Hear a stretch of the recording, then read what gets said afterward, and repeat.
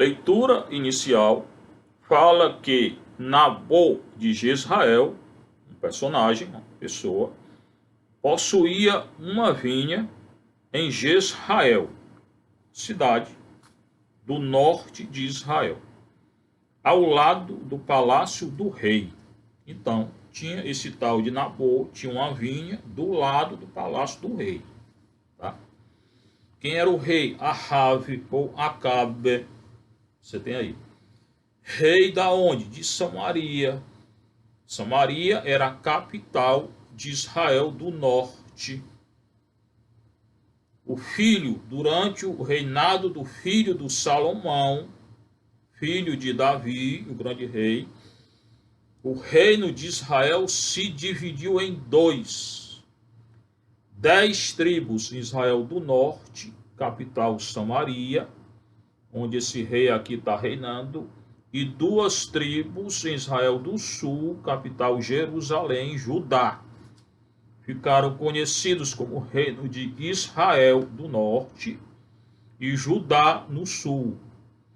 No ano 722, 721, o reino do norte foi conquistado pelos assírios e foi para o exílio.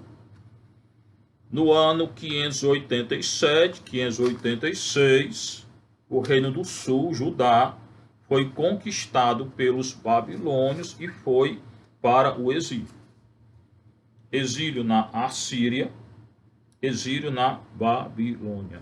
Aqui é o relato de um rei da Samaria, Israel do Norte, que quis uma vinha de um servo dele. Então Nabô tinha uma vinha do lado do palácio do rei. O rei da Samaria. O rei falou ao dono da vinha: eu quero tua vinha, cede-me tua vinha para que eu a transforme numa horta, pois está perto da minha casa, do lado, né? Em troca, eu te darei uma vinha melhor, ou se tu queres, te dou o dinheiro. Então a situação é essa. Alguém tinha uma vinha do lado do palácio do rei. O rei queria a vinha desse. Ofereceu outra vinha, segundo ele, melhor, ou dinheiro por essa vinha. Claro. Mas Nabote respondeu ao rei: o Senhor, ele invoca o Senhor, ele é o que? Um seguidor do Senhor, ele é o que? Temente ao Senhor. O Senhor me livre de te conceder a herança de meus pais. Então ele tinha respeito pelos pais, a herança dos pais dele, e ele temia o Senhor. Quem? Esse Nabô. O rei, então, quando escutou isso, foi até lá, né? Voltou para casa muito aborrecido e irritado, né? Por causa daquilo que disse o proprietário da vinha. Não quis vender, nem doar, nem nada, né? Não te cederei a herança dos meus pais. Uma pessoa íntegra, esse Nabô. O rei se deita na cama, com o rosto voltado para a parede, coloca até detalhe, né? Então, foi para casa, retornou ao seu palácio, deitou-se, igual um menino, né? Com birra. Aí se voltou com o rosto, né? Voltado para a parede. E não quis comer nada o bichinho, né? Menino aí com birra. Queria a vinha no vento. Pronto. Aí voltou, deitou-se, colocou o rosto para a parede, né? E não queria mais comer o dia todinho. Bichinho. Sua mulher, Jezabel, recorde aí, uma das piores rainhas de Israel, chegou até ele e disse: por que tu tá triste? Por que aqui tu não queres comer o dia todo? E o rei disse: eu quero aquela vinha lá. Conversei com o tal do Nabô, né, de Israel, fiz uma proposta em dinheiro, outra vinha, e ele não quis. Então a rainha olhou para ele e disse: bela figura de um rei de Israel. Quem tu és? Tu és rei? Tu és rei, tu? Ficou enfurecida a rainha. Levanta, vai comer. Eu vou te dar a vinha. Então a rainha disse que era ela quem decidia. Essa questão, então, quem irá decidir é a rainha de Israel. Idólatra. Levanta-te, toma alimento, fica de bom humor, alegra-te. O bichinho estava quase chorando. Né? Pois eu te darei a vinha desse tal de Nabuco. Então ela escreveu umas cartas. Em nome do rei, falsificação. Selou com um selo real. Como eram as cartas?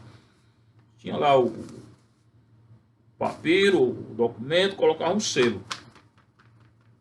Se alguém, ninguém poderia ler, só a quem fosse interessado, o selo. Se o selo fosse arrancado, tinha sido adulterado. Então tinha que ir com o selo real. Selou-as com o selo real e enviou aos anciãos e aos nobres da cidade de Jezreel. Tá? Da cidade lá de Nabuco, né? Jezreel. Na carta está escrito o seguinte: era uma condenação de morte do Nabuco. Vocês têm que julgar esse tal aí e matar ele. Tá? Lá escrito: abuso de autoridade, assassinato. Proclamai um jejum, fazei Nabuco se sentar entre os primeiros do povo, subornai homens perversos, dai testemunho contra ele. Ele amaldiçoou a Deus e ao rei. Então, qual era a acusação? Maldição. Ele foi acusado de amaldiçoar a Deus e ao rei. Mentira. Ele não tinha amaldiçoado ninguém. Fizeram do jeito que a rainha tinha escrito. Tá? Proclamaram um jejum. Fizeram o tal do Nabuco se sentar lá na porta da cidade, né? Porque era lá que julgava. Testemunharam contra ele, falsa testemunha. Recorda lá da Susana, que foi julgada por falso testemunho. E disse: esse sujeito aí amaldiçoou a Deus e ao rei. Pena, morte. Morto a pedradas, diz o texto. Quando aconteceu, a rainha cínica foi até o rei e disse: pronto, vai lá que a vinha é tua. O sujeito está morto. Levanta-te, toma posse da vinha, né? Pois ele já não vive, morreu. E o rei se levantou e foi tomar posse da vinha. Falso testemunho, assassinato em Israel. Isso que o rei fez. Hoje em dia, infelizmente, alguns governantes fazem isso. Falso testemunho, julgamentos que não são julgamentos, condenações que não são justas e morte de inocente. Elias vai se revoltar contra esse rei e contra essa rainha e vai decretar a morte dos dois. Pecaram contra o Senhor e pecaram contra a humanidade. Os dois irão morrer como consequência do pecado deles. Será esse o próximo relato. Seja louvado nosso Senhor Jesus Cristo.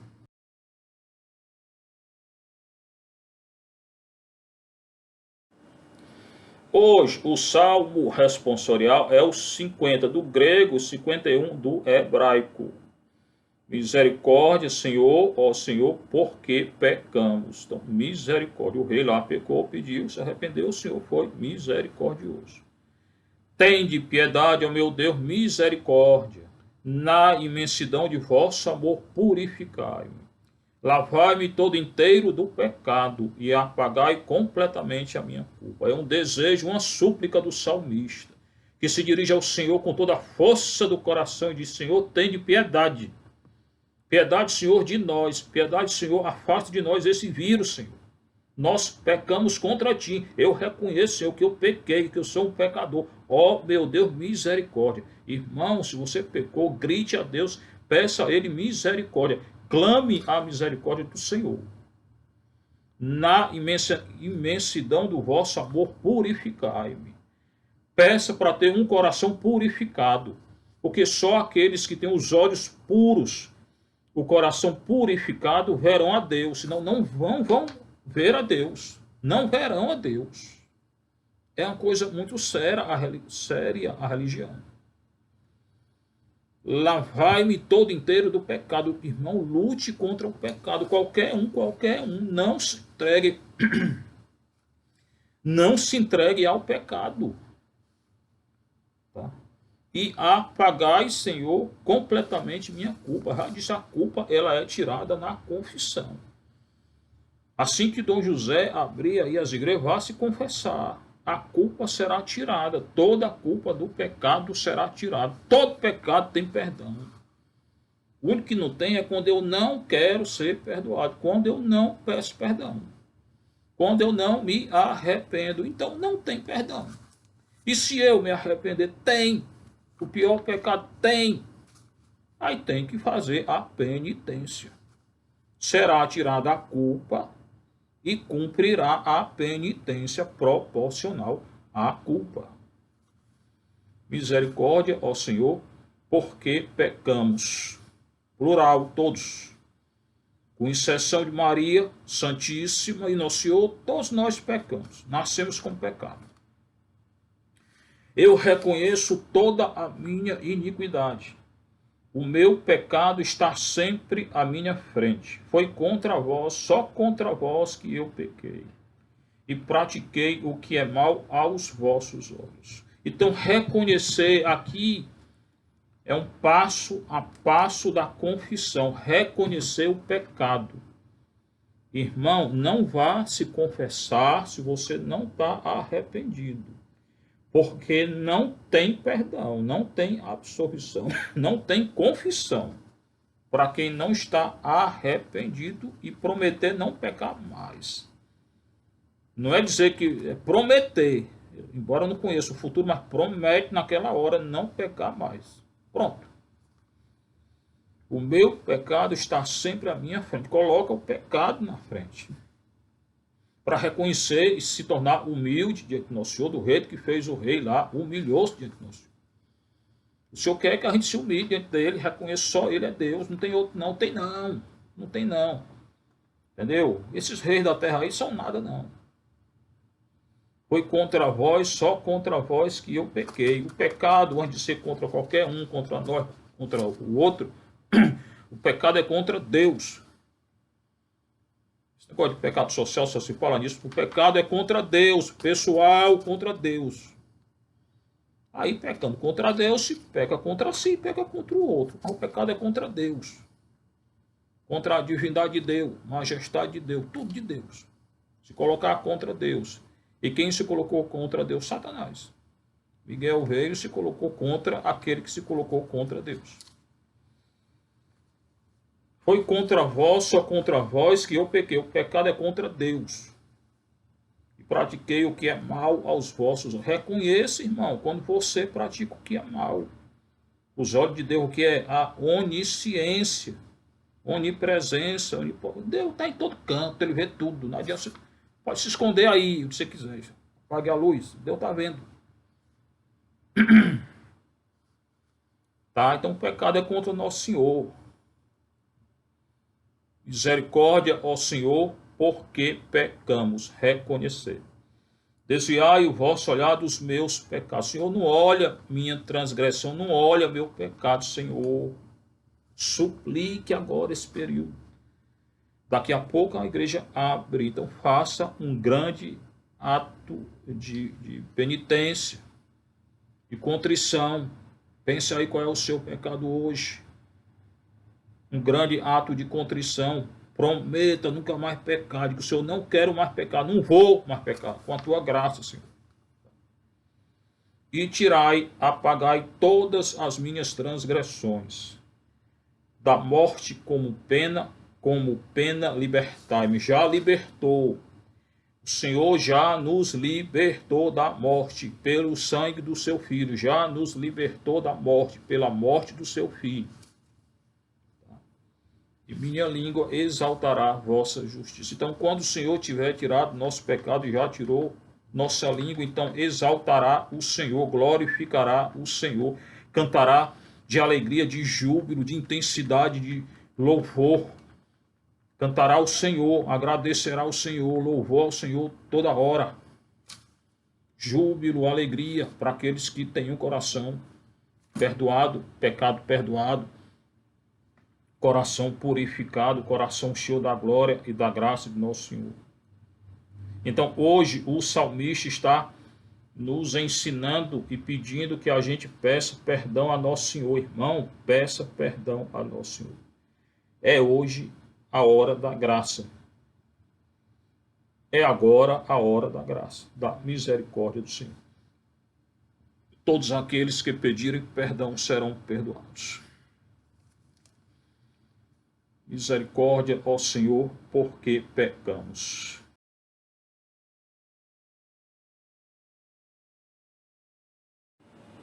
O Senhor esteja convosco. Proclamação do Evangelho de nosso Senhor Jesus Cristo, segundo Mateus. Naquele tempo, disse Jesus aos seus discípulos: Vós ouvistes o que foi dito: amarás o teu próximo e odiarás o teu inimigo. Eu, porém, vos digo: amai os vossos inimigos, rezai por aqueles que vos perseguem, assim vos tornareis filhos do vosso Pai, que está nos céus, porque ele faz nascer o sol sobre os maus e os bons, e faz cair a chuva sobre os justos e os injustos. Porque se amais somente aqueles que vos amam, que recompensa tereis? Os cobradores de impostos não fazem a mesma coisa? E se saudais somente os vossos irmãos, o que fazer de extraordinário? Os pagãos não fazem a mesma coisa? Portanto, sede perfeitos, como o vosso Pai Celeste é perfeito. Palavra da salvação. Glória a vós, Senhor. Sente aí um pouquinho. Quem está sentado, continue. Naquele tempo, hoje, agora, na hora que é anunciado, acontece para quem acredita. O Senhor se dirige, continua se dirigindo aos discípulos. Vós ouvistes o que foi dito, citando a lei do antigo Israel: amarás o teu próximo e odiarás o teu inimigo. Aqui ele não cita literalmente a lei, cita só a primeira parte da lei. A lei de Israel antigo falava: amarás o teu próximo? Sim. Odiarás o inimigo? Não. O Senhor acrescentou para dar ênfase.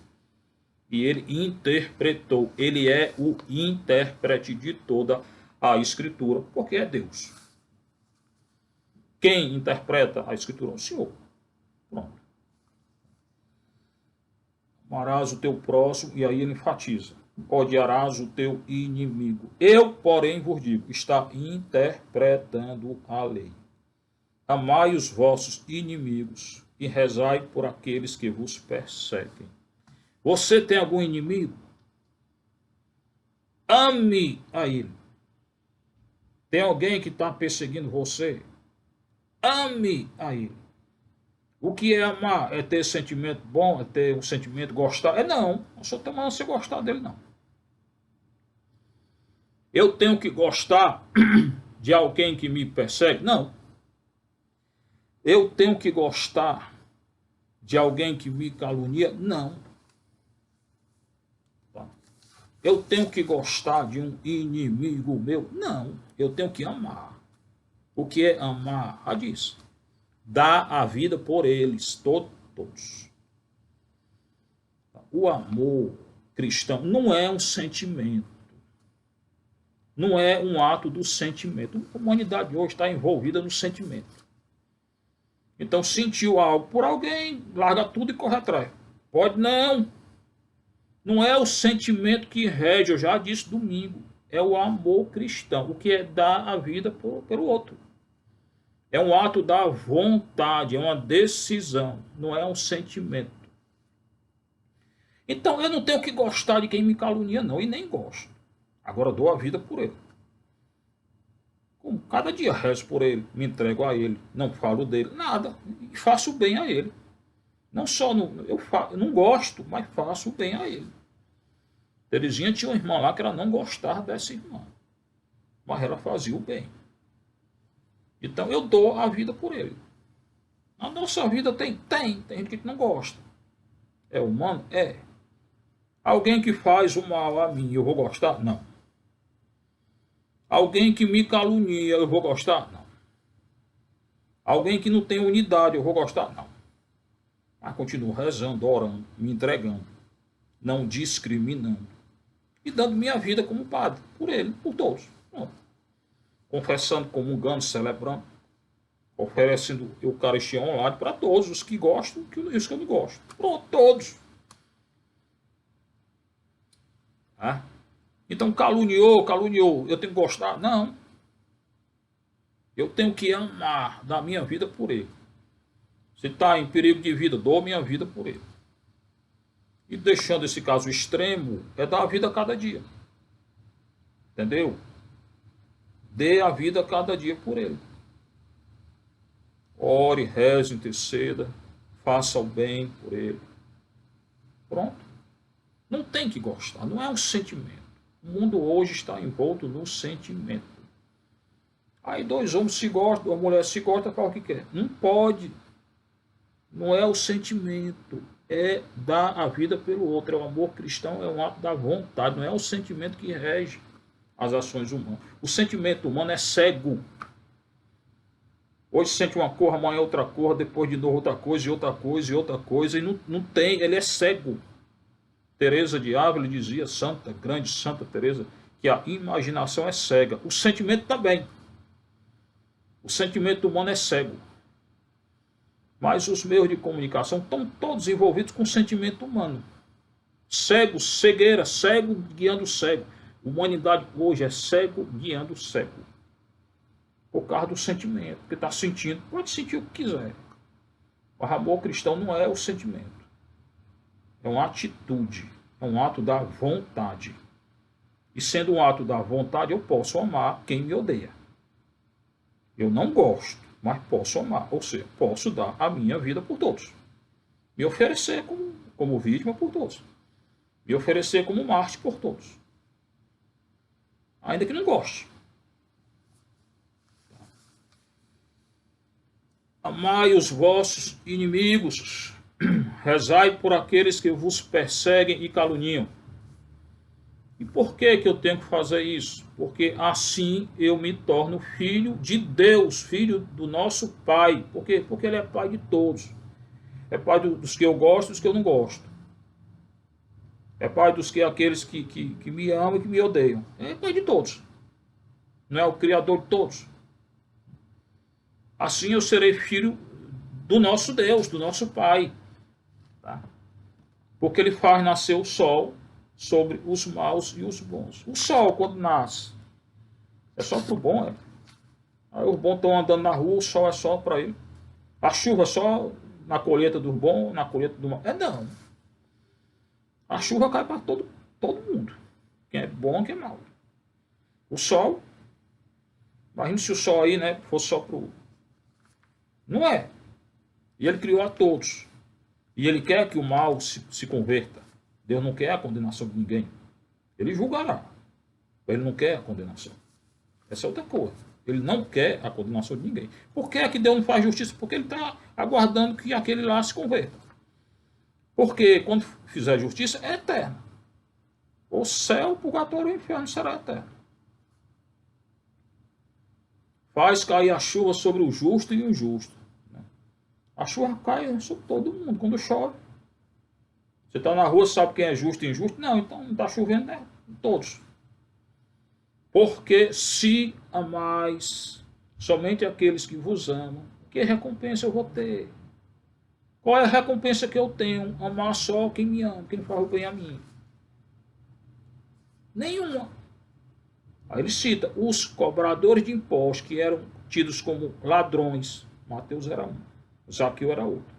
Os cobradores de impostos não fazem. O que é que a humanidade faz? Orar para aqueles que oram por mim. Rezar para aqueles que rezam por mim. Gostar de quem gosta de mim.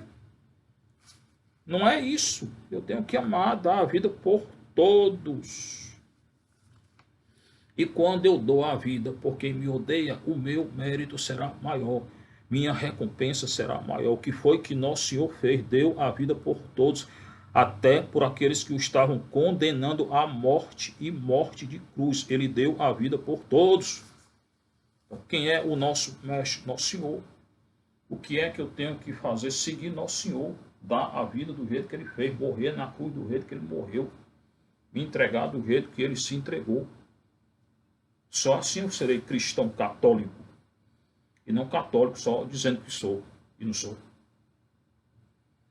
E se saudais somente os vossos irmãos, o que fazer de extraordinário? Ah, não fala com aquele, com aquele, com aquele, com aquele. Os pagãos fazem isso. O mundo todo aí, isso aqui é a lei do mundo. O mundo se rege por essa lei aqui. Quem faz o mal, eu faço o mal. Quem faz o bem, eu dou minha vida por todos. Os que fazem o bem a mim e os que não fazem, por todos. Os pagãos não fazem a mesma coisa, retribuem do mesmo modo, olho por olho, dente por dente. Com nós não é assim. Portanto, sede perfeito, como o vosso Pai Celeste é perfeito. O que Deus está exigindo de nós hoje é a perfeição.